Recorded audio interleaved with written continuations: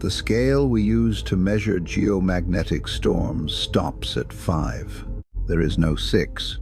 G5 is the top of it, the level forecasters keep for the storms that come along a handful of times in a decade. And late on the 10th of May, 2024, the board read G5 for the first time in 21 years. Before that night was over, people were photographing the northern lights from the Florida Keys, from Jamaica, from Puerto Rico, from the Yucatán, and from a beach in Hawaii, places that are not supposed to see them at all. And while the sky was doing that, something else was happening on the ground. Something quieter, considerably more expensive, and almost entirely unreported. Tonight, we follow this storm the whole way, from the surface of the sun, a week before it left, to the moment the sky over the Keys turned the color of a dying ember, and then to what it actually cost the people underneath it. Settle in. This one is worth the time. To understand what happened in May, you have to know what the sun looks like when nothing is happening at all, because that is most of the time. Right now, as you're listening to this, there is an instrument network scattered across the surface of the Earth, measuring one thing: how much our planet's magnetic field is being disturbed. Not the weather, not the temperature, a field itself, the invisible shell around this planet that deflects most of what the sun throws at us. Those instruments produce a single number every 3 hours. It's called the KP index. It runs from 0 to 9. 0 means the field is still. 9 means it is being pushed harder than our instruments were designed to describe. Most days, the overwhelming majority of days in any year, the number sits somewhere between 1 and 3, and nobody outside a small community of forecasters and photographers has any reason to think about it. A quiet KP is not nothing, though. It's worth understanding what quiet is actually made of. Even on the calmest day, the sun is losing its outer atmosphere. A steady stream of charged particles pours off it in every direction all the time at something like 1,000,000 miles an hour. We call it the solar wind, and Earth sits inside it permanently the way a stone sits in a river. Our magnetic field takes that constant pressure and diverts it. On the day side, facing the sun, the field gets compressed into a blunt curve. On the night side, it's drawn out into a long tail, streaming away from us for millions of miles. That's the quiet state, not stillness equilibrium, a permanent wind and a permanent shield, holding its shape against it. And when the aurora appears at high latitudes on an ordinary night, which it does, most nights of the year, that's just the ordinary machinery working, particles finding their way in near the poles, where the field lines meet the atmosphere, and glowing as they go. The thing that changes all of this is the sun's own weather. Our star runs on a rhythm of roughly 11 years. At one end of that cycle, it goes nearly blank. The visible surface clears, the eruptions stop, and there can be stretches of weeks with barely a mark on it. At the other end, it becomes crowded and violent, covered in dark regions, firing off eruptions several times a day. We're not entirely sure why it does this. We can describe the cycle in enormous detail. We can watch the magnetic field beneath the surface reorganizing itself, and we still cannot predict the size of the next peak with any real confidence. What matters for our story is where we were in May of 2024. The sun was climbing hard toward the peak of its current cycle, the 25th we've counted since we started keeping records, and it was running hotter than the forecasts had expected. Which brings us to the dark regions themselves. Sunspots, They look like holes. They aren't. A sunspot is a place where the sun's magnetic field has become so concentrated that it chokes off the flow of heat rising from below. The gas there is still ferociously hot, several thousand degrees, but it's cooler than the surface around it. And against that brilliance, cooler reads as black. Think of it as a knot. Beneath the surface, the sun's magnetic field is being wound and twisted by the fact that the star doesn't rotate as a single solid object. The equator turns faster than the poles. Over months, that differential winds the field into ropes. Where a rope of field breaks through the surface, you get a spot.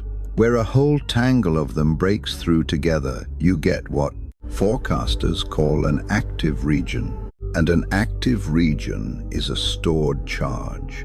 The energy is already there, held in the geometry of the field. All it needs is somewhere to go. There's one more piece of the setup, and it's the one people find hardest to believe matters as much as it does. The sun rotates. Seen from Earth, it takes roughly 27 days to come around, which means any given active region spends about 2 weeks on the side facing us, and about 2 weeks on the side that isn't. That single fact governs almost everything about whether a solar event matters to. A region can produce the most violent eruption of the entire cycle, and if it happens to be pointed at empty space, the consequence for this planet is nothing at all.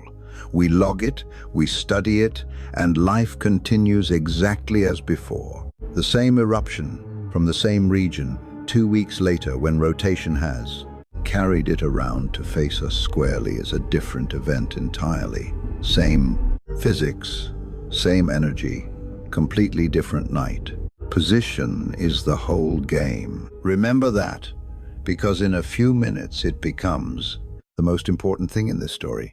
So that's the board as it stood in the first days of May 2024. A star near the top of its cycle, more active than forecast.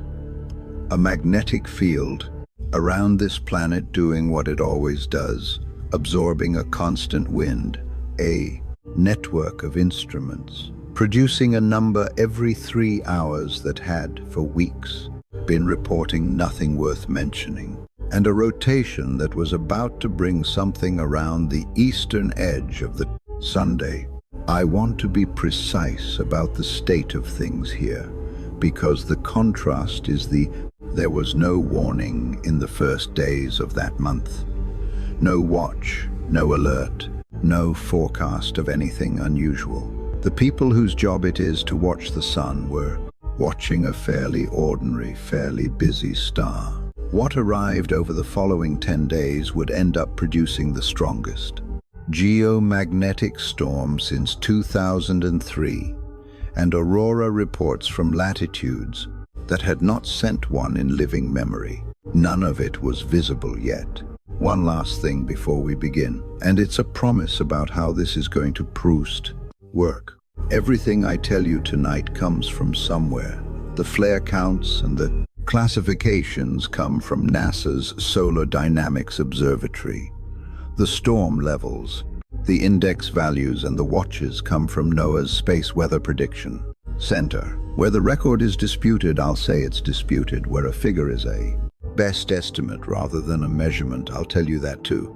At the moment I use it. That matters more than usual on this subject, because space weather attracts a great deal of confident nonsense. There is enough in the real record, enough that is genuinely strange and genuinely alarming, that nobody needs to invent anything. So, no predictions dressed up as facts, no catastrophes that didn't happen, just the sequence in order with the numbers attached. It begins on the 3rd of May, on the eastern edge of the sun, with a region that didn't have a name yet. Before we go any further, I want to show you the instruments, because everything that follows, every number, every timestamp, every claim about what the sun did, and when comes from a specific machine in a specific place, and knowing which one changes how much weight the number deserves. There are 4 layers to it, and they answer 4 different questions. Layer 1 tells you what the surface is doing. Layer 2 tells you what has come off it. Layer 3 tells you what's about to hit us, and Layer 4 tells you what happened when it did. The gaps between those layers are where all the uncertainty in this subject lies. Layer 1 is the Solar Dynamics Observatory. It's a NASA spacecraft, and its entire purpose is to stare. It doesn't orbit Earth in the way most satellites do. It sits in an orbit chosen so that it can watch the sun almost without interruption, and it has been doing exactly that, continuously, since 2010. What makes it useful isn't just the staring, it's that it photographs the sun in several different wavelengths of ultraviolet light at once, and each wavelength comes from a different temperature of gas, at a different height above the rogo's surface. So one image shows you the surface, another shows you the layer above it, another shows the million-degree corona. Stack them, and you're not looking at a picture of the sun, you're looking at a cross-section through its atmosphere, updated every few seconds. That's how anyone can say a region was becoming magnetically complex. They weren't guessing from the black spots. They were watching the structure above them reorganize. Layer 2 is the harder problem, and it needs a trick. A coronal mass ejection is faint. The corona it comes from is faint, and they're both sitting immediately next to the single brightest object in the sky, which is about 1,000,000 times brighter. So you block the sun out. A coronagraph is a telescope with a disk in the middle of it, a physical occulter that covers the sun's face so the instrument can photograph the much dimmer material around it. It's the same effect as a total eclipse, manufactured on demand, permanently. The workhorse for decades has been an instrument aboard SOHO, a joint European and American spacecraft. When you see footage of a cloud billowing out from a black circle with a little white outline of the sun drawn on it, that's a coronagraph. And that's how we know a CME has launched. Coronagraph images are also how forecasters make the single most important early judgment. Is it coming at us? And the way you tell is beautifully simple. If a cloud erupts sideways, you see it as a blob heading off to one side of the disk. Easy. It's going somewhere else. But if a cloud erupts more or less straight toward the observer, toward Earth, then it expands around the occulting disk in every direction at once, and it appears as a ring, an expanding halo surrounding the blocked-out Sunday. A halo event means the cloud is coming along the line of sight, either straight at us or straight away from us on the far side. And since we know which side the eruption happened on, that ambiguity resolves immediately. On the 8th and 9th of May, the coronagraphs were showing halos. Layer 3 is the one we've already met. The instruments parked 1,000,000 miles upstream at L1, reading the wind before it reaches us. And Layer 4 is the oldest technology in the whole chain, by a very long way. The KP index, the number this episode opened with, is produced by ground-based magnetometers, instruments that measure the local strength and direction of Earth's magnetic field, sited at observatories scattered around the planet, and averaged together into a single planetary figure every 3 hours. Magnetometers are 19th century technology in origin. The principle has not changed, and that continuity is precisely what makes them valuable, because it means the measurement made at an observatory last week is comparable with the measurement made at the same observatory 150 years ago. Without that, we would have no way to compare May 2024 with anything. Which brings me to the flare classifications the C, M, and X will be using constantly from here on. Those don't come from a telescope at all. They come from X-ray sensors aboard the GOES weather satellites in geostationary orbit above the Earth. Flares emit across the spectrum, but the X-ray output is the cleanest signal. Sharp, fast, and easy to measure against a stable background. So the class of a flare is not an assessment of how it looked. It is a direct measurement of peak X-ray flux in watts per square meter at the top of Earth's atmosphere. That's the whole apparatus. 5 different systems, 4 of them in space, one of them essentially Victorian, all feeding into a forecast desk. I've laid all that out for a reason that isn't just interest. It's that the honest limits of this science are visible in that list. We can see the sun in extraordinary detail. We can see a cloud leave, and we can tell within an hour or two whether it's aimed at us, what we cannot do with any instrument. We currently possess, anywhere is read, the magnetic orientation of that cloud, while it's still crossing the gap. Not because nobody's thought of it, because the measurement requires the instrument to be inside the cloud, and the only place we have an instrument is a million miles out, which at these speeds is 15 to 60 minutes.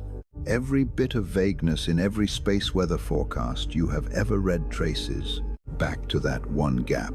And on the 9th of May, 2024, with a halo on the coronagraph and a watch on the board, that gap was the entire story. On the 3rd of May, a group of sunspots came around the eastern edge of the Sunday. That's not an event. That happens constantly.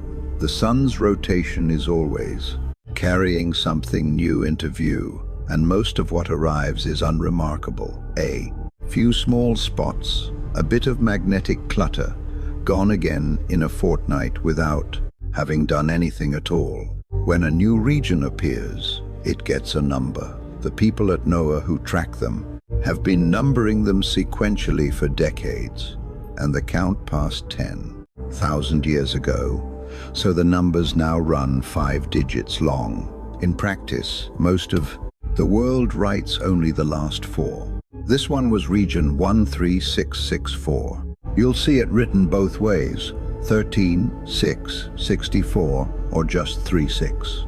64. Same region, same spot group. If you go looking for the record of what happened in May, you'll need both, because the sources are split on which form they use.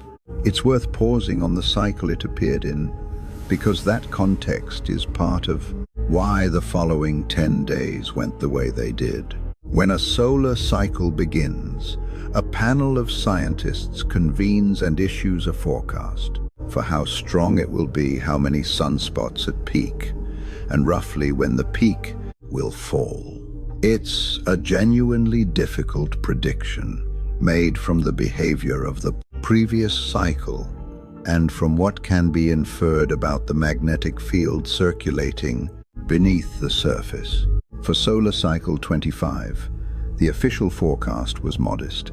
The expectation was a cycle broadly similar to the one before it, and the one before it had been notably weak, one of the quietest in a century. The sun did not comply. Sunspot numbers ran consistently above the forecast, month after month, for years. By early 2024, the cycle was substantially outperforming the prediction that had been made for it. I don't want to overstate what that means, because the forecast was wrong is a sentence that gets used to imply the science is broken, and it isn't. Predicting the amplitude of a solar cycle is one of the genuinely unsolved problems in the field. The physics that drives the cycle happens under an opaque surface, in a body of plasma the size of a star, and our best tools for reading it are indirect, Every forecast comes with wide uncertainty attached, and everybody issuing one says so. What the overshoot does tell you is something simpler and more useful, that in the spring of 2024, the sun was more active than the people who watch it had planned for. More regions, more complexity, more opportunities for exactly this kind of event we're about to describe. Region 13664 didn't come out of nowhere. It came out of a star, running hotter than its own forecast. Here's what a forecaster actually does when a new region rotates into view. The first question isn't how big it is. Size matters, but it isn't the thing that decides whether a region is dangerous. The first question is, how tangled is the Zapato magnetic field? A simple region has a clean structure. Field lines come up out of the surface in one area and go back down in another, one positive pole, one negative, like an ordinary bar magnet lying under the surface. Regions like that can produce flares, but they tend to be small because there isn't much stress stored in the geometry. A complex region is different. In a complex region, opposite magnetic polarities are jammed up against each other, sometimes inside a single spot. The field lines can't relax. They're wound, sheared, pressed together, and the energy that would otherwise be released gradually is instead held in place, accumulating, waiting for the geometry to fail. Forecasters have a vocabulary for this. The most dangerous configuration, the one that produces the very largest flares, is what they call a delta. Region 13664 was not simple.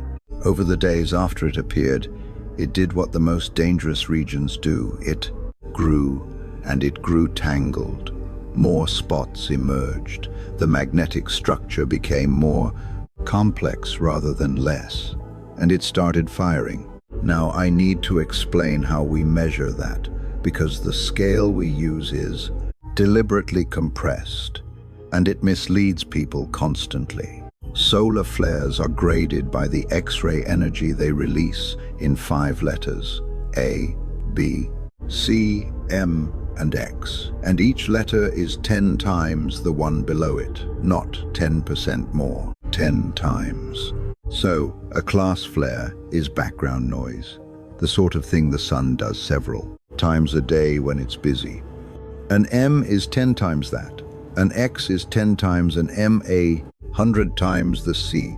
And X doesn't stop. There's no letter above it. When a flare exceeds X1, you just keep counting. X2, X5, X8. The scale runs off the end, the same way the storm scale we started with runs off the end at G5. Between the 3rd and the 9th of May, NASA's Solar Dynamics Observatory, a spacecraft whose entire job is to stare at the sun without blinking, recorded 82 notable flares from this region and its neighbor. 82 in 6 days. From one patch of the Sunday, I want to sit on that number for a moment, because it's easy to hear it and move on. That's an average of roughly 14 a day, sustained for the better part of a week. Each one releasing energy on a scale that doesn't translate usefully into anything human. Each one detected as a spike in X-rays arriving at Earth 8 minutes and 20 seconds after it happened, because that's how long light takes to cross the distance, and a flare is light. That last detail matters more than it sounds like it does, and we'll come back to it. So by the 6th, the 7th of May, the people who watch this for a living were paying close attention, not alarmed. Attention. There's a difference, and it's worth being precise about, because this is the part of the story where a less careful account would tell you that scientists were panicking. They weren't. What they were doing was watching a large, complex, unusually productive, active region rotate toward the center of the solar disk, toward the position where its eruptions would stop, missing us. Remember Act 2. Position is the whole game. A region on the eastern edge fires into empty space. The same region, a week later, near the middle of the disk, is pointed at Earth, like a rifle on a bench. 13.664 was making that transit while it was throwing off 82 flares. There's something else worth saying about that week, and it's about what these numbers do to the people watching them. The forecasters at NOAA's Space Weather Prediction Center are not in the business of drama. Their output is dry to the point of austerity, bulletins written in clipped, unemotional language, updated on a schedule, distributed to power companies and airlines and satellite operators who need a number, not a story. They had, at that point, no way to tell anyone what was coming. A large flare tells you a region is capable. It doesn't tell you whether that region will launch anything at you, or when or how hard it will hit. What they had was a region growing more complex by the day, in the wrong place, in a cycle already running hotter than forecast. And then, on the 8th of May, it stopped being about flares. Because a flare, by itself, is mostly a nuisance. The light arrives in 8 minutes. It ionizes the upper atmosphere on whichever side of Earth is facing the sun. And for a while, high-frequency radio doesn't work properly across that half of the planet. Aircraft on polar routes lose contact. Amateur operators notice their bands go dead. It's real, it's inconvenient, and it's over in an hour or two. That's not what turns skies red over Florida. The thing that does that is heavier, slower, and doesn't travel at the speed of light because it isn't light. It's matter. Billions of tons of the sun's own atmosphere, torn, loose, and thrown outward, carrying a piece of the star's magnetic field wrapped inside it. And on the 8th and 9th of May, 13.664 started throwing them in our direction. But the region wasn't finished. It hadn't fired its biggest shot yet, and it wouldn't for another 5 days. Of the 82 flares recorded in that 6-day window, 9 were X-class. 9 in under a week. To put that in some kind of order, a quiet year on the sun might produce none at all. A busy year produces a handful.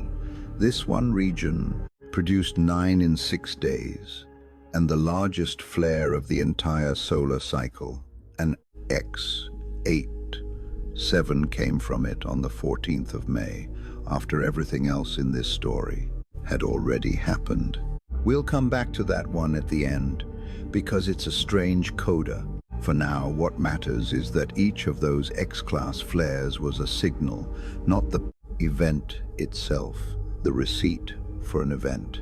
Somewhere in that tangled magnetic structure, field lines had snapped and reconnected into a lower energy configuration, and the difference had come out as radiation. And when that happens in a region this large, the reconnection usually throws something loose. A coronal mass ejection is difficult to picture at the correct scale, so let me try to give you one that works. Take the sun's outer atmosphere, the corona, the pearly halo you can see during a total eclipse. It's thin, it's superheated, and it's threaded through with magnetic field. Now imagine a section of that field holding a vast quantity of that gas, becoming unstable and letting go. What departs is a cloud. It contains something on the order of 1 billion tons of matter. It's not a shockwave through space, and it's not a beam. It's a physical object, expanding as it travels, with a magnetic field of its own coiled up inside it like rope inside a cable. The gap between the Sun and the Earth is about 93 million miles. Light crosses it in 8 minutes. A coronal mass ejection, being made of matter, does coronal. A slow one takes 3 days. A fast one can do it in under a day. The ones that left on the 8th and 9th of May were not slow. Here's the part of the sequence I find genuinely remarkable, and it's about how little warning the system is capable of giving. We see the flare almost immediately, 8 minutes, the light's travel time. We see the cloud leave too, because we have spacecraft watching the Sun with the bright disk blocked out, which lets them photograph the faint corona and anything moving through it. So within an hour or two of an eruption, forecasters know 3 things: that something has left, roughly how fast, and roughly which direction. What they do not know, cannot know from those images is the one property that decides whether the storm is a light show or a serious event. I'm going to leave that hanging for a moment, because it deserves its own segment, and because it is genuinely the most important variable in this entire story. Keep it in mind. There is a single number about that cloud that nobody could read until roughly 1 hour before it arrived. What NOAA could do was issue a watch, and on the 9th of May they did a G4 watch, the second highest level on the Geomagnetic storm scale, severe. It was the first G4 watch the agency had issued since 2005, 19 years. To be clear about what that means, it's not that no severe storms occurred in those 19 years. It's that the forecasters had not, in 19 years, seen a setup developing far enough in advance and clearly enough to justify telling the world ahead of time that a severe storm was likely. That's what a watch is. It's a statement about the future, issued with deliberately limited confidence. Conditions are favorable. This is more likely than not. Prepare accordingly. A warning is different. A warning means it's happening now. The distinction between watch and warning is not bureaucratic hair-splitting. It's the entire structure of how this system communicates. And it's worth understanding, because it's the same structure your local weather service uses. A watch says the ingredients are present, something could form. This is issued hours or days ahead, and it's issued knowing that a meaningful fraction of the state, time, nothing will come of it. A warning says it has been observed, it is real, it is here or nearly here, and the time for preparation has ended. Space weather runs on the same logic, with a brutal compression at the end. The Borealis watch can come 3 days out because we can see the cloud leave the Sunday. The warning comes when the cloud crosses a spacecraft parked between us and the Sun.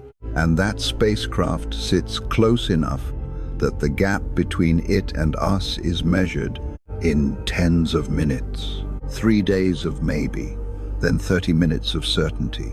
Who actually receives these bulletins is not the general public. The primary audience is operational, electricity transmission companies, who need to know whether to reduce load on long lines. Satellite operators, who may choose to postpone maneuvers or put instruments into a protective mode. Airlines flying polar routes, where radio communication degrades and radiation exposure rises. Precision agriculture and surveying firms, whose positioning systems lose accuracy. Pipeline operators, drilling companies steering by magnetic reference. None of that is dramatic, and none of it makes headlines. It is, however, exactly where the consequences of a severe geomagnetic storm actually land, a point we are going to return to in the last 20 minutes of this, when we look at what this specific storm did and did not break. Hold on to that list. It becomes the story. It's worth being concrete about what a watch actually asks people to do, because prepare accordingly is doing a lot of work in that sentence. For a grid operator, it means reviewing the network's configuration, possibly bringing additional generating capacity online so that the system has margin. Postponing planned maintenance, because a line that is out of service for maintenance is a line that can't help you if another one trips. Making sure the people who need to be at a desk overnight are at a desk overnight.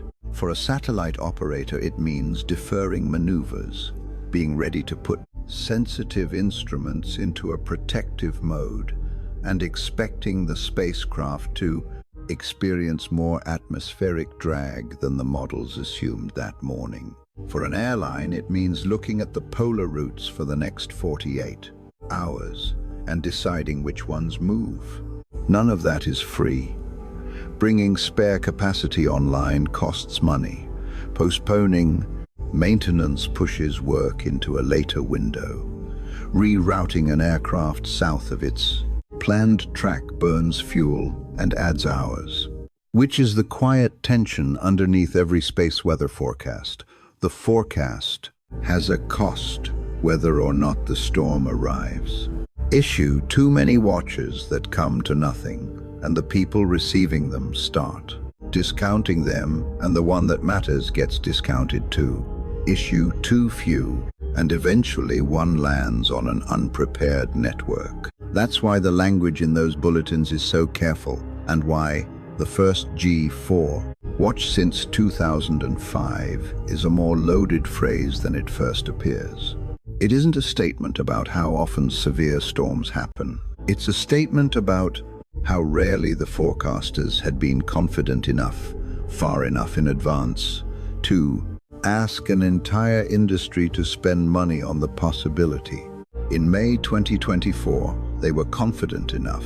So by the evening of the 9th of May, the position was this. A large, complex, extremely productive, active region had rotated into a near-perfect Earth-facing position. It had produced 82 flares in 6 days, 9 of them X-class. Multiple coronal mass ejections were in transit. Across the 93 million miles between the Sun and us, NOAA had issued its first severe storm watch in 19 years. And the honest summary of what anyone could say at that moment is, something significant is going to happen. We are fairly confident it will be severe, and we cannot tell you how severe until it is roughly 1 hour away. The first cloud was already most of the way here. It arrived early. There is a particular kind of quiet that happens after a coronal mass ejection leaves the Sun and before it arrives here. Everything that is going to happen has already happened. The decision is made. The cloud is out. It's traveling, and nothing anyone does on this planet will alter its speed, its direction, or what it's carrying.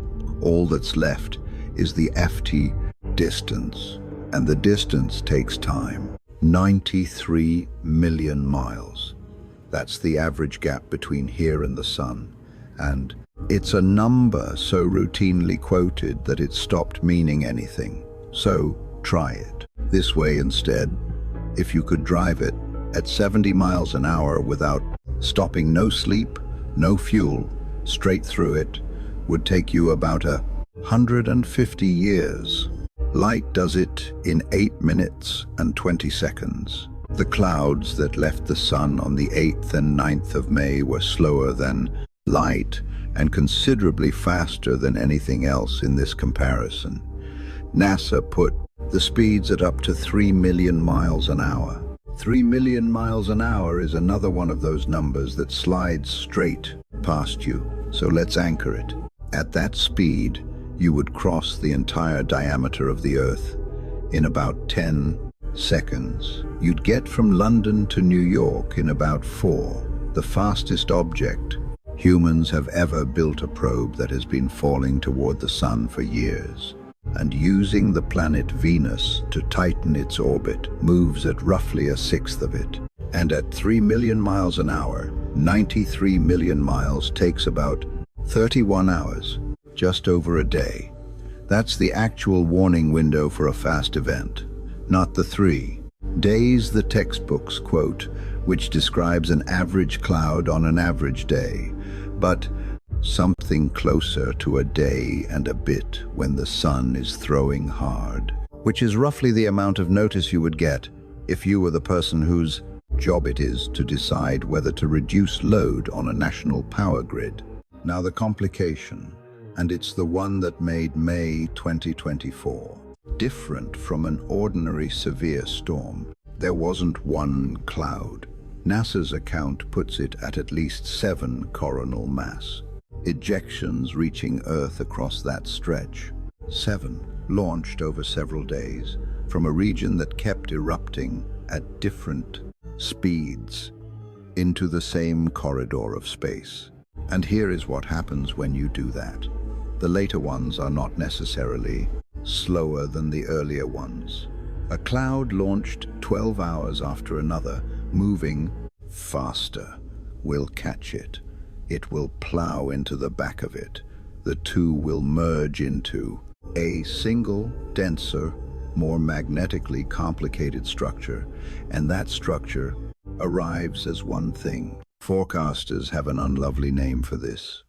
They call it a cannibal. A merged cloud is worse than the sum of its parts, and it's worth understanding. Why? Because it isn't obvious. A single coronal mass ejection is, in a sense, an organized object. It has a front, it has a body, it has a magnetic structure with a shape. Earth's magnetic field, when that thing hits, is dealing with something coherent. When 2 or 3 clouds merge in transit, the organization breaks down. The pace. Leading cloud gets compressed from behind. The magnetic fields inside them fold into each other in ways that nobody can model with any confidence from 90-odd million miles away. Density goes up. The internal field strength goes up. And crucially, the odds go up that somewhere inside that mess, the magnetic field will be pointing in the one direction that matters. I keep promising you that variable. We're nearly there. While the clouds were crossing, there was one more thing standing between us and complete ignorance about what was inside them. About 1 million miles from Earth, in the direction of the sun, there's a place where the gravity of the sun and the gravity of the Earth balance in a way that lets a spacecraft sit more or less still relative to both of them. It's called the first Lagrange point, L1. We keep instruments parked there. They have one job: to be upstream. Everything in the solar wind that is going to hit Earth passes them first. They measure the wind's speed, its density, and this is the important one: the direction and strength of the magnetic field embedded in it. So there is a moment for every storm when the guessing ends and the measuring begins. The cloud crosses L1, the instruments read it, and the numbers go out. The problem is the geometry. 1 million miles sounds like an enormous amount of advance notice, and compared to 93 million miles, it's a rounding error. It's about 1% of the journey. At the speeds we're discussing, a cloud crossing L1 reaches Earth in something between about 15 and 60 minutes. 15 to 60 minutes. That's it. That's the entire gap between knowing what a storm actually is and being inside it. Everything before that moment is probability. A watch, a forecast, a range. The certainty arrives with less lead time than most people's commute. If you have ever wondered why space weather forecasting seems so much vaguer than ordinary weather forecasting, that's why. It isn't that the science is weaker, it's that the decisive measurement can only be taken at the last possible moment. While the clouds were crossing, there was a second thing arriving that almost never gets mentioned, and it moves at the speed of light. Large flares don't only produce radiation, they also accelerate protons, actual particles from the sun, moving at a substantial fraction of light speed. They don't take a day and a half to arrive. They take tens of minutes. That's a radiation storm, and it's measured on its own scale, the scale which runs S1 to S5 in parallel with the G scale we've been using. 3 scales, because a solar eruption is genuinely 3 separate events, arriving at 3 separate times. The light, then the particles, then the cloud. Most coverage of space weather collapses all 3 into one word, solar storm, which is why the timelines in that coverage so rarely make sense. The practical consequence of the particle storm is aviation. Aircraft on polar routes fly at high latitude and high altitude, which is exactly where the magnetic field offers least protection and the atmosphere offers least shielding. During a significant radiation storm, airlines reroute south and sometimes lower, which costs fuel and time. And they do it because the crews flying those routes accumulate real exposure. Add the radio blackout on top of that. High-frequency radio is what you use over the pole, because there is no satellite coverage directly above it and no ground stations underneath. Take that away and the route becomes uncommunicative. None of this is dramatic. It's a set of dispatch decisions made by people looking at NOAA bulletins. But it's one more line on the list of who actually feels a solar storm, and it happens hours before the aurora that everyone photographs. So, the 8th of May, the 9th, multiple clouds in transit, a watch issued, instruments at L1 waiting. And on the 10th of May, the first arrival came in ahead of schedule. Early arrivals are not unusual. The transit time estimates carry error bars, measured in hours. And a fast cloud in a corridor already cleared by an earlier one can outrun its own forecast. What's unusual is what the instruments read when it got there.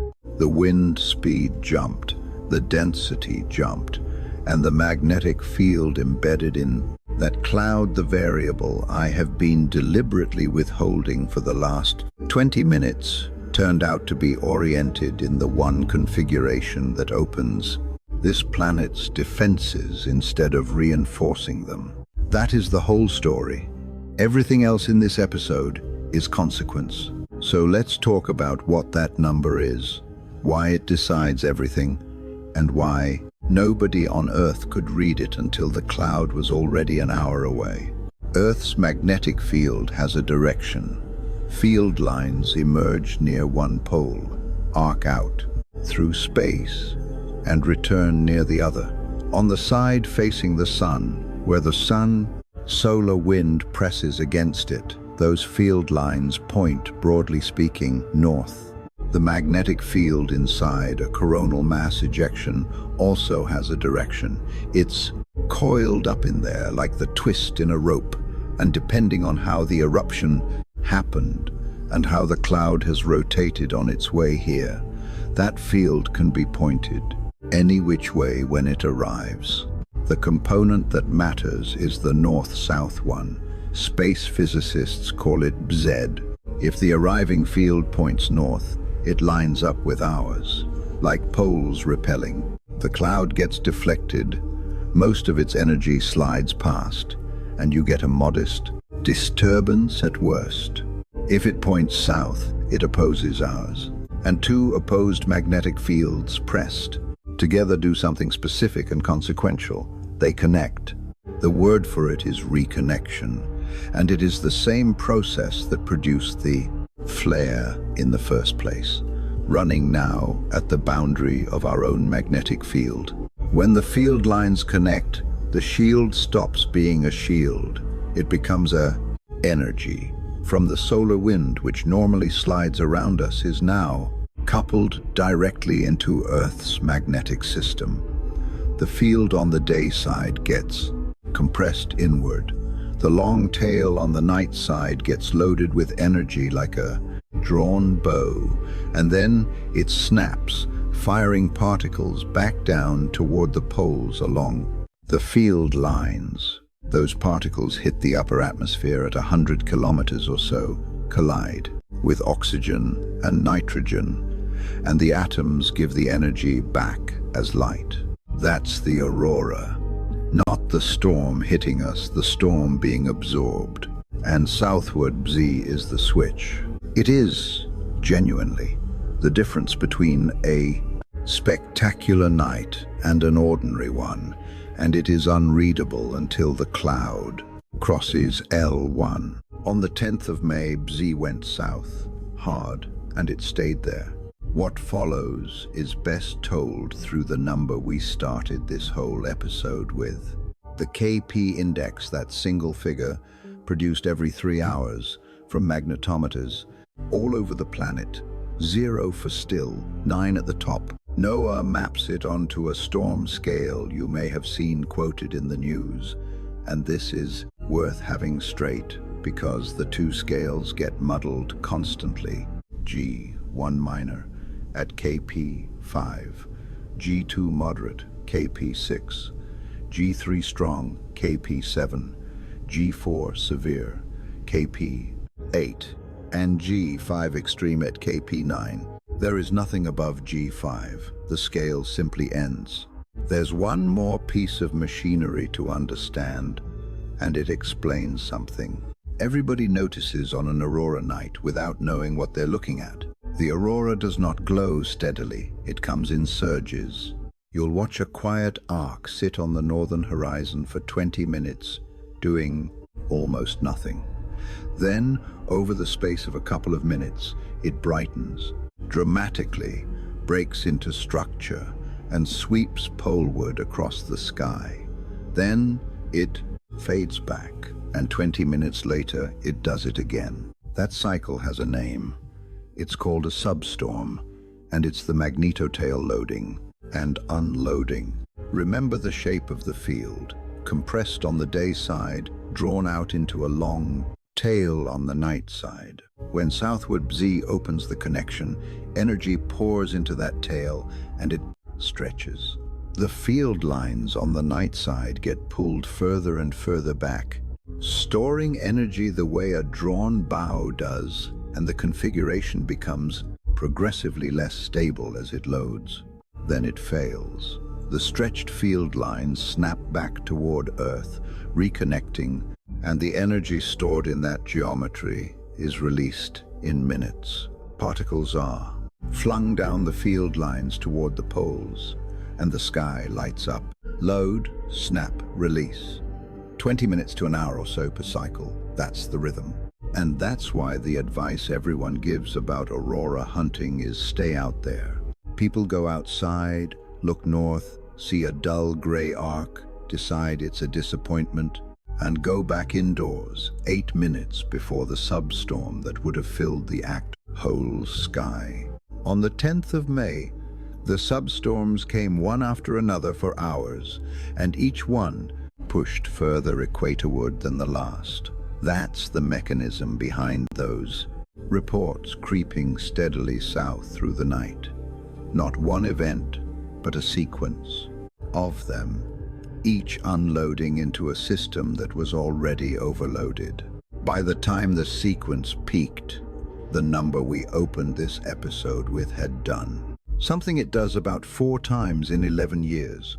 Late on the 10th of May 2024, it read 9, G5, extreme, the top of the scale, for the first time since the Halloween storms of 2021 years earlier.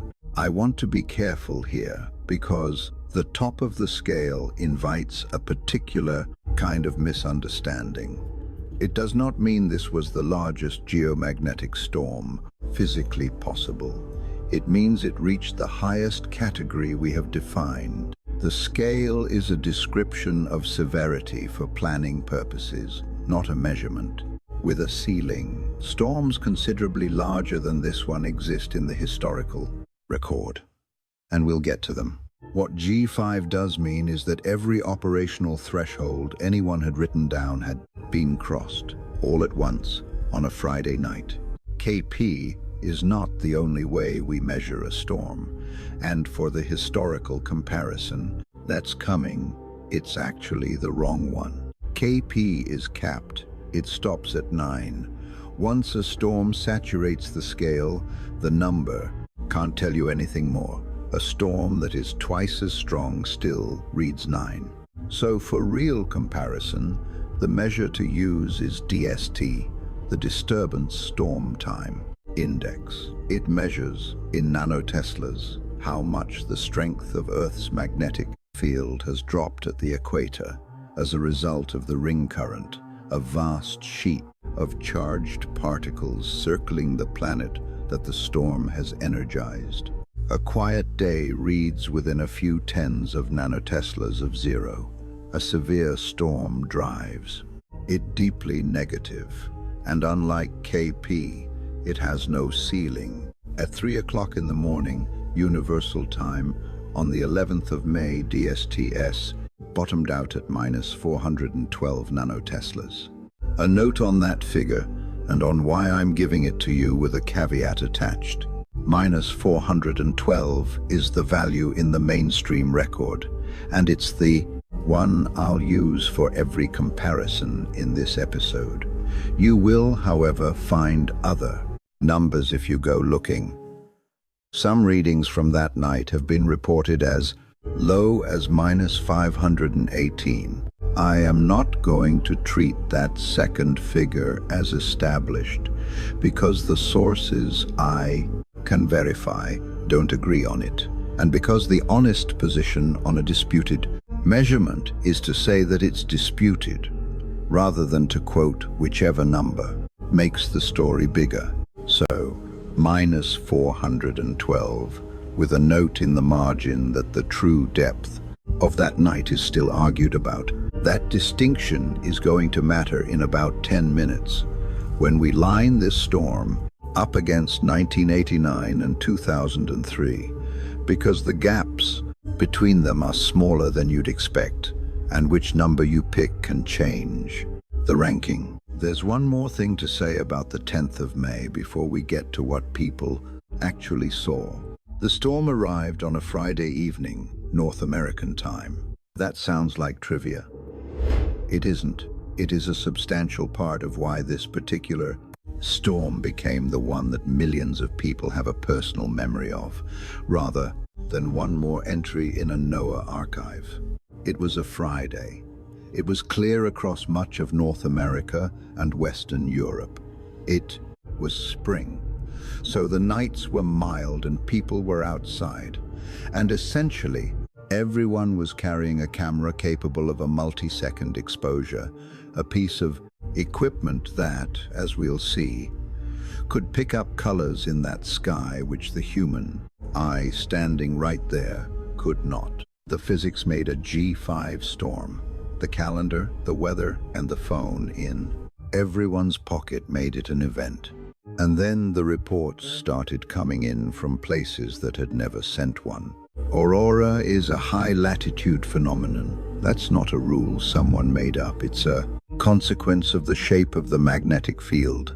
The field lines that particles travel down converge near the magnetic poles. That's where they reach the atmosphere, and so that's where the light appears. In a ring around each pole, called the auroral oval. On an ordinary night, the northern one sits over places like northern Norway, Iceland, central Alaska, northern Canada. When a storm loads energy into the system, the oval does something specific. It expands. It widens, and its edge pushes toward the equator. The stronger the flying storm, the further down it comes. That's the mechanism behind every aurora seen further south than usual. Headline you have ever read. Not the lights moving, the ring growing. On the night of the 10th of May, the ring grew further than almost anyone watching had seen in their working lives. Here is the roll call.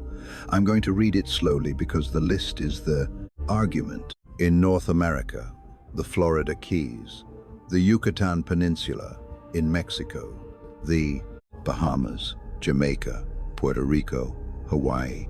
In Europe, Ireland, Portugal, Spain, Sardinia, Algeria on the North African coast, the Canary Islands off the western edge of the Sahara. In Asia, Turkey, Cyprus, Iran, Japan, northern India, South Korea, northern China, including Urumqi and Beijing. And in the southern hemisphere, where the same thing was happening to the southern oval at the same moment, Townsville and Mackay in Queensland, Karratha in Western Australia, New Zealand, Chile, Argentina, South Africa, Namibia, Uruguay, southern Brazil. That is not a list of places that occasionally see the aurora. Several of those are places with no living memory of it at all. The lowest reports place it at around 26 degrees magnetic latitude.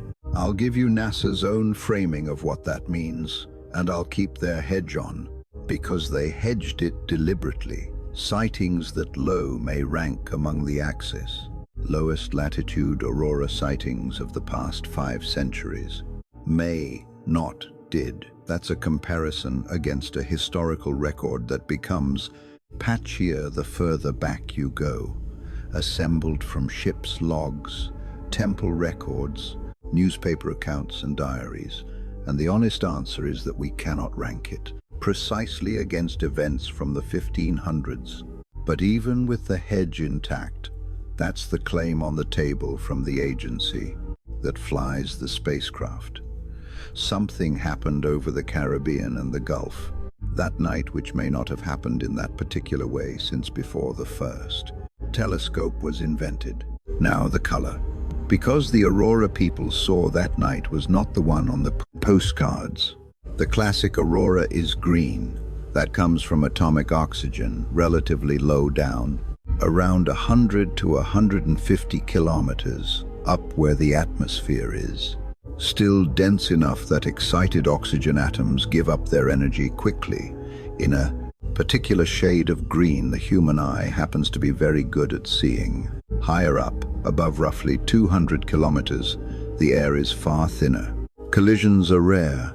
Up there, an excited oxygen atom can hold its energy for the best part of 2 minutes before releasing it, and when it does, it comes out red.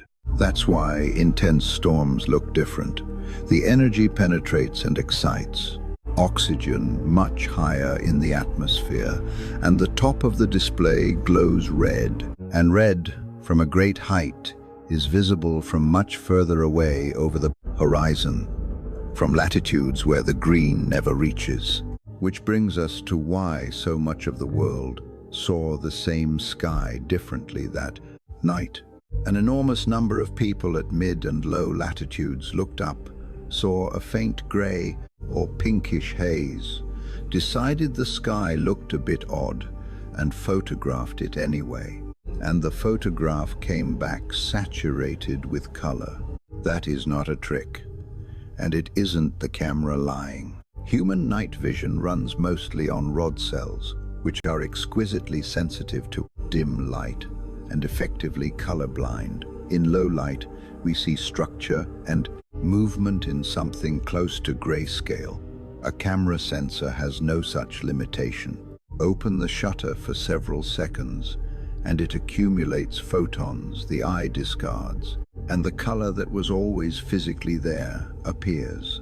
So the honest description of that night at low latitude is, the sky was red, and most of the people underneath it could not quite see it. Their phones could. I think that detail is the reason May 2024 became a cultural event, rather than a scientific one. Because what spread across the internet the following morning was not reports. It was evidence. Hundreds of thousands of photographs, time-stamped, geotagged, taken by ordinary people from their own gardens and car parks and beaches, in places where this is not supposed to be possible. A storm in 1989 could knock out a power grid and still be, for most people, an item on the news.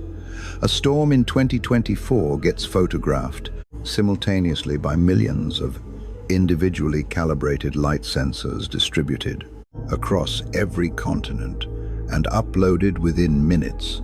We have never had a geomagnetic storm documented like that before, not once. The scientific record of May 2024 includes an enormous, unplanned, crowdsourced observational data set that no research budget could have bought. But before we go back, there's half of that night we've barely mentioned, and it's the half almost nobody filmed. Everything I've described so far happened at the northern end of the magnetic field. There is another end. The Aurora Australis, the southern lights, is not a different phenomenon. It's the same one. The particles funneling down toward the north magnetic pole are funneling down toward the south magnetic pole at the same instant, along the same field lines, producing the same colors at the same altitudes. When the northern oval expanded on the 10th of May, the southern oval expanded. With it, simultaneously, symmetrically, more or less. And it was reported exactly where you'd expect. Queensland, Townsville, and Mackay, which are deep in the tropics, Karatha in Western Australia, New Zealand, Chile, Argentina, Uruguay, southern Brazil, South Africa, and Namibia. Two ovals, both swollen, both pushing toward the equator from opposite directions on the same night. So why does nobody talk about the southern half? Geography, mostly. The southern auroral oval spends much of its time over the Southern Ocean and over Antarctica, which is to say, over water and over ice, with almost nobody underneath it. Look at where the northern oval sits on an ordinary night and you find Norway, Sweden, Finland, Iceland, Canada, Alaska, Russia, tens of millions of people, enormous tourism industries, thousands of cameras pointed upward every clear night of the winter. Now look at the same latitude band in the south. Almost nothing, no landmass at all through most of it. The nearest permanently inhabited places sit well equatorward of where the action usually is. The result is that the southern lights are, in terms of documentation, the neglected twin. Same physics, same beauty, a small fraction of the photographs. And on a night like the 10th of May, when the oval finally swelled far enough north to reach Australian and South American cities, you get an unusual thing. The southern hemisphere seeing an aurora that its own population has, for the most part, never seen before either. One more practical thing about that night, because it's the question I'd want answered. If it happens again, and we'll get to how likely that is, how do you actually see it? Get away from streetlights. Not far, even a few minutes out of a town helps enormously. Because the thing that kills a faint aurora is not distance, it's the orange glow of sodium and LED lighting sitting in the same part of the sky. Look toward the pole. North if you're in the northern hemisphere, south if you're not. On a strong night, it can be overhead, but the low arc on the poleward horizon is where it starts. Give your eyes 20 minutes to adapt, and then don't look at your phone screen, because that resets it. And take a photograph. 3 to 10 seconds of exposure on anything modern, braced against something solid. If there is anything there at all, the camera will find it, and on the night of the 10th of May, an enormous number of people discovered that the faint gray smudge they were squinting at was, in fact, blood. Red. To understand how rare the thing they were photographing actually is, though you have to go back. A long way back, there are 4 storms that matter for comparison, and they're separated by enough time that each one arrived in a completely different civilization. 1859, 1921, 1989, 2003. What makes them comparable isn't the size of the eruption on the Sunday, it's what they did to the technology of their moment. And since the technology changes completely between them, so does the meaning of the damage. Let's take them in order, and then place May 2024 among them. Honestly, which means placing it lower than the internet generally does. 1859, the Carrington event. An English astronomer named Richard Carrington was sketching sunspots when he saw a flash of white light on the surface of the sun, the first solar flare ever observed by a human being. Roughly a day later, the storm arrived. Aurora were reported deep into the tropics. Telegraph systems, the only electrical network that existed anywhere on Earth, failed in ways their operators had no framework for. There are accounts of operators disconnecting their batteries and continuing to send messages on the current the sky was inducing in the wires. How big was it in the numbers we've been using? The honest answer is that we don't precisely know. It predates the instruments, and modern estimates are reconstructed from magnetic observatory records that were never designed for the purpose. Those estimates vary widely, and they are argued over. What is not argued over is that it was substantially larger than anything since.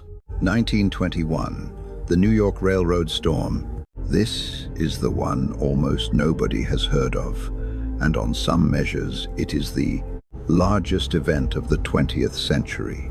In May of 1921, a severe storm hit a world that had, in the 60 years since Carrington, built something new.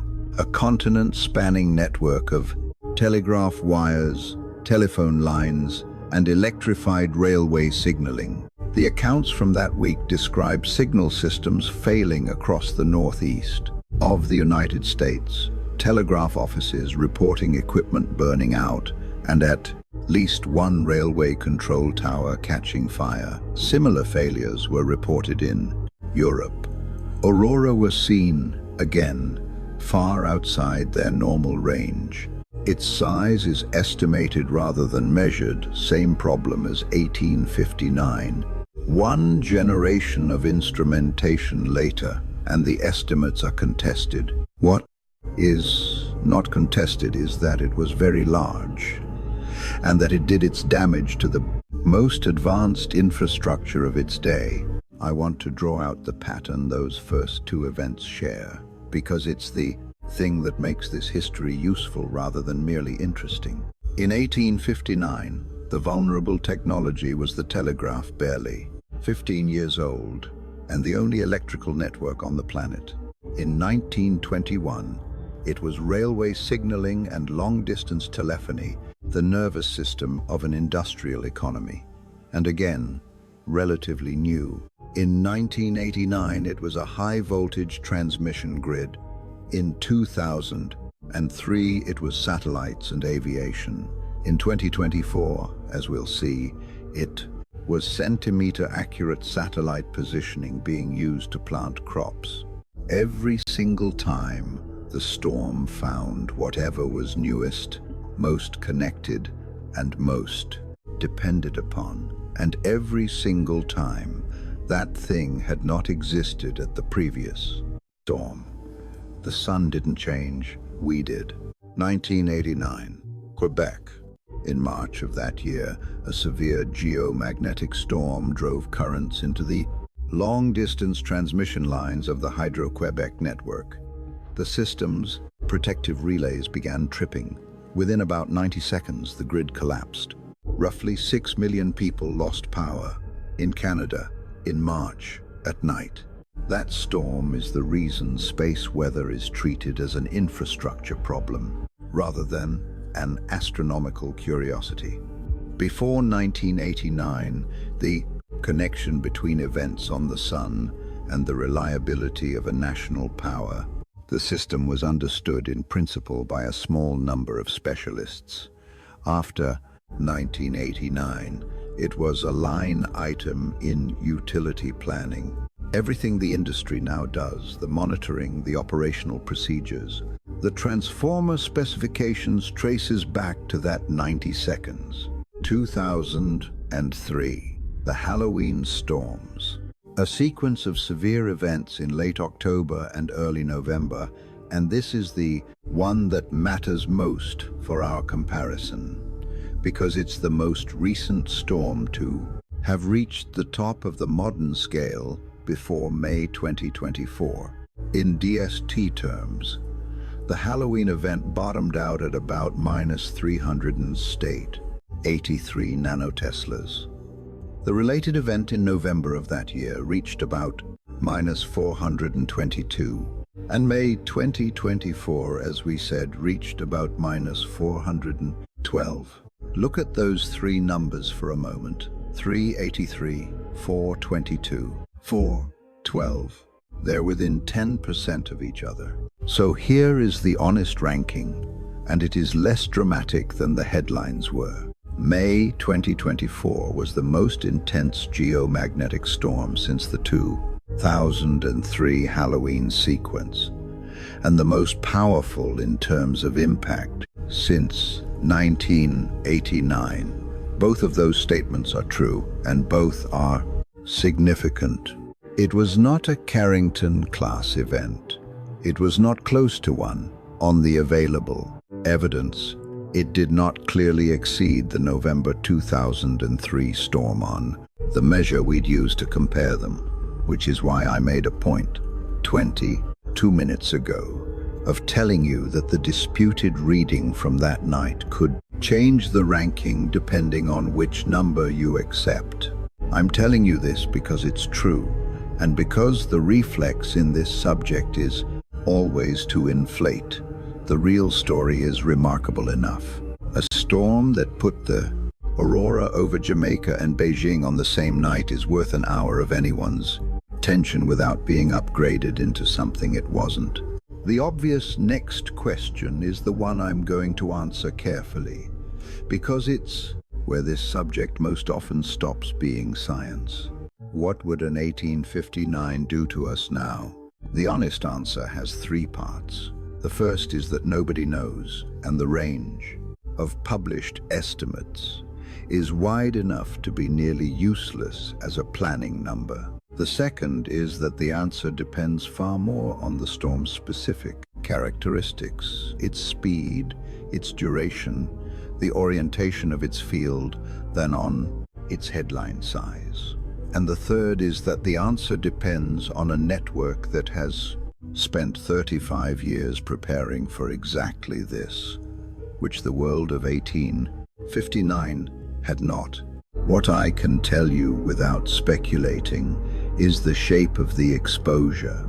Long conductors are the vulnerability. High voltage transmission lines, pipelines, rail.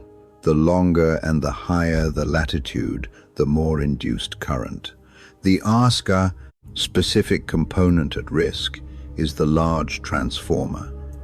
And the reason that matters is not that they're fragile, it's that they're bespoke, expensive, and slow to replace. That's a supply chain problem wearing an engineering costume. Then there's everything above us. A severe storm heats and expands the upper atmosphere, which increases drag on everything in low orbit, and there is far more in low orbit now than there was in 2003. Positioning degrades. High-frequency radio degrades. That's the honest map. Not a continent going dark, but a set of specific, identified, partially mitigated failure modes in systems that most people never think about, which is precisely what May 2024 demonstrated in miniature, and precisely why it's worth studying rather than dramatizing. Which brings us, at last, to the night itself. Friday, the 10th of May, 2024, early evening, North America. The first thing most people noticed was that the sky in the north didn't go properly dark. Over the northern United States, it started as a pale arc, the sort of thing you might take for the glow of a distant town if you didn't know that direction had no town in it. Then it began to move. By full dark, it was overhead in places that had never had it overhead. Structure appeared in it, vertical columns, drifting slowly, brightening and fading on a rhythm of a few seconds. Further south, there were no columns, just red, high up, filling half the sky, and holding there. In the northern tier of the United States, in southern Canada, across Britain and Ireland and northern Europe, it was the full display. Green low down, red above it, and in places the violet edge that means nitrogen. People who had planned trips to the Arctic to see this and never got round to going stood in their own gardens and saw it. The reports moved south through the evening. Each substorm pushed the edge a little further, and the map of sightings filled in downward the Great Lakes, then the Ohio Valley, then the Carolinas, then Georgia. And then it stopped being a story about how far south the Aurora had come and started being a story about places that had no frame of reference for it at all. In the Florida Keys, people photographed a red sky over the water. In the Yucatán, in Puerto Rico, in Jamaica. On the other side of the planet, at the same moment, a red sky over Beijing. And in Queensland and Western Australia. In New Zealand, over Chile and Argentina. And Namibia, the same thing, from the other end of the same magnetic field. In the middle of the southern autumn, both ends of the Earth lit at once, from one cloud of gas that had left the sun.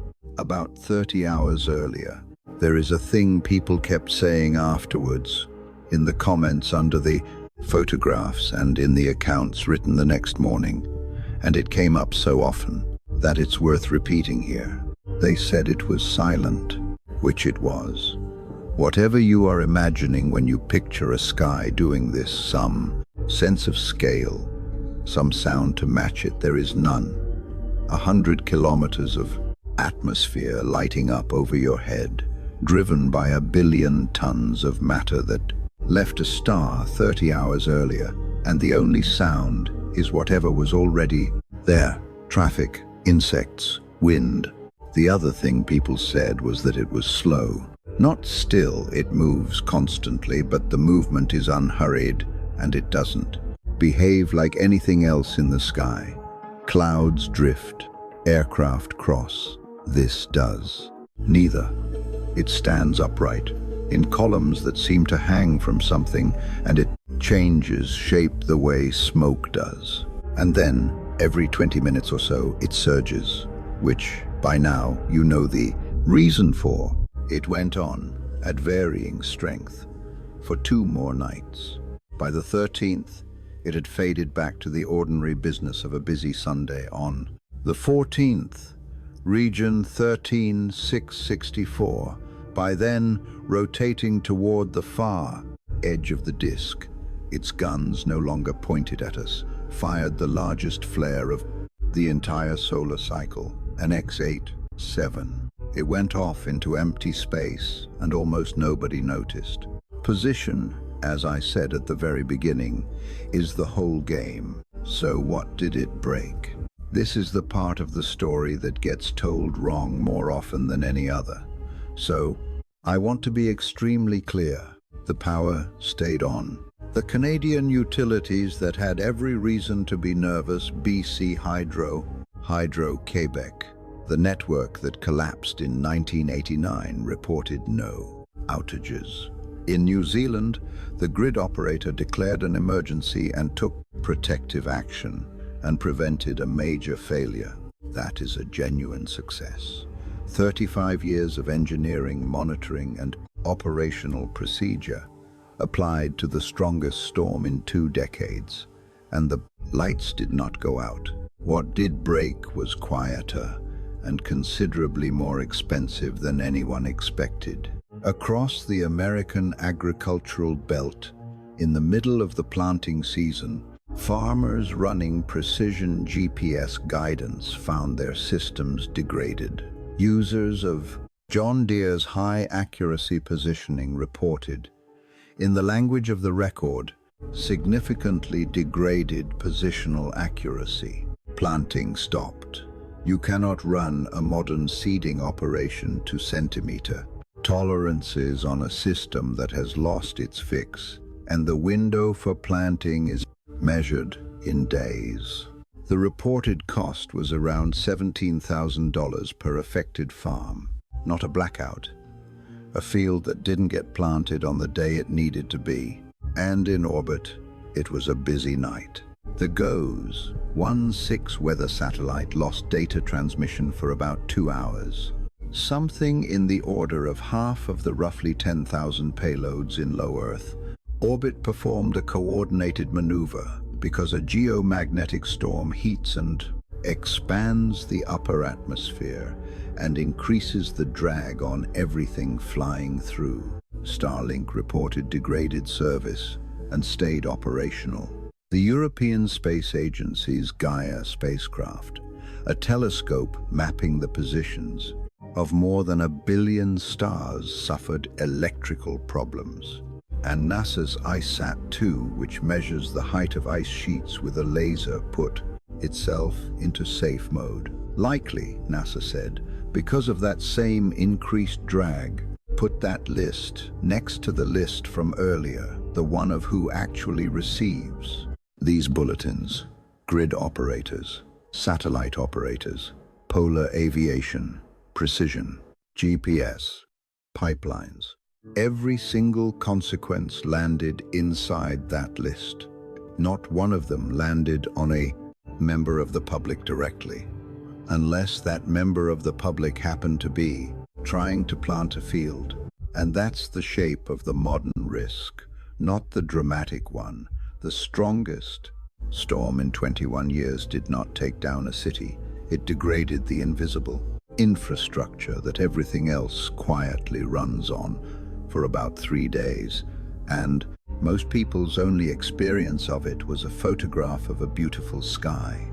Now, the grid holding was not luck, and it's worth understanding what actually changed, because it's the most encouraging part of this entire story. After 1989, the electricity industry stopped treating geomagnetic storms as an exotic possibility and started treating them as an engineering. The physical problem is reasonably well understood. A rapidly changing magnetic field induces a voltage in any long conductor, and a high voltage transmission line is a very long conductor indeed. That drives a slow, direct current through the network into equipment designed for alternating current. The component that suffers is the transformer. Direct current pushes its magnetic core into a state it was never meant to operate in. It starts drawing enormous reactive power, and it heats. That's what cascaded in Quebec. What the industry built in response was not a single fix. It was a set of them. Monitoring, so operators can see induced currents in real time rather than inferring them. Operational procedures, reducing load, bringing extra capacity. Online, postponing maintenance that would take a line out of service. All triggered by exactly the NOAA bulletins we discussed earlier. And in some places, hardware. Devices that block the direct current path to Earth without interfering with normal operation. 35 years of that, and then the strongest storm in 21 years arrived on a Friday night, and the operators watched it, adjusted, and held. I said at the start of this episode that there is enough in the real record that nobody needs to invent anything. This is the other side of that. The record also contains a case of a serious, well-understood risk being taken seriously for 3 decades and then being successfully absorbed. That happens rarely enough to be worth saying out loud, which leaves the question the whole night raises, and it's the one I promised you. In the title, was that a freak? No. And we can be specific about that because NOAA publishes the frequencies. On their own published scale, a G4 severe storm happens about 100 times per solar cycle, roughly 60 days worth in 11 years. And a G5, the level we spent this whole episode on, happens about 4 times per cycle. 4 in 11 years, which means the night of the 10th of May, 2024, was not an aberration. It was one of about 4 such nights that the current solar cycle would be statistically expected to produce. I want to be careful with what that does and doesn't tell you, because this is exactly the point where this subject usually goes wrong. It is a frequency. It is not a forecast. It does not tell you that another G5 is coming this year, or this cycle, or on any particular date. It doesn't tell you the next one will be stronger. Averages across an 11-year cycle say nothing whatsoever about next Tuesday, and anyone who tells you otherwise is selling something. There's a second reason the frequency table is worth reading properly, and it's the G4 line rather than the G5 one. 100 severe storms per solar cycle, about 60 days worth in 11 years. That is not a rare event. That's roughly 9 severe geomagnetic storms a year, on average, and almost none of them make the news because a G4 storm arriving at a grid that is monitored and a satellite fleet that can be maneuvered mostly produces an aurora and some paperwork, which tells you something quite specific about the system we've built. It absorbs the common case routinely, invisibly, several times a year. The reason May 2024 felt unprecedented to most people is not that severe space weather is unusual. It's that severe space weather is usually invisible, and this one was visible from Jamaica.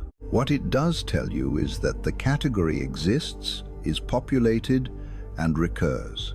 1859, 1921, 1989, 2003, 2024. That's not a list of impossibilities. It's a list of things that have already happened at intervals of decades to a planet that has grown steadily more dependent on exactly the systems these storms interfere with. The grid held in 2024, that's real, and it's earned, but the storm that tested it was, on the historical ledger, a mid-ranking event, smaller than 1859 by a margin nobody can precisely measure, and roughly level with 2003. So the question isn't whether the sky does that again. NOAA's own numbers say it does, about 4 times a cycle. The question is what the next one arrives to find. 10 to 13, May 2024, G5, Extreme, KP 9, DST -4, 112, Aurora, from the Florida Keys to Beijing to Queensland. The pet grid held, the field stopped. The sun is already turning. Somewhere on that surface, the next signal is building, and when it comes, we'll be watching. If you want to catch it before everyone else does, subscribe.